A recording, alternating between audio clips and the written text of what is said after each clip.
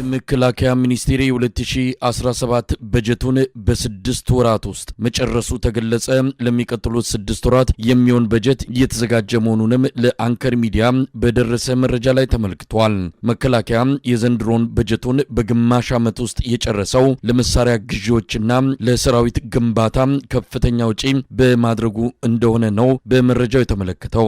ካለፈው ዓመት ጋር ሲነጻጸር 88 በመቶ ጭማሪ ያሳየው የመከላከያ ወጪ በዓመቱ አጋማሽ ላይ በጀቱን መጨረሱ ለአብይ አህመድ አገዛዝ ከፍተኛ ጭንቀት እንደፈጠረ ነው የተገለጸው።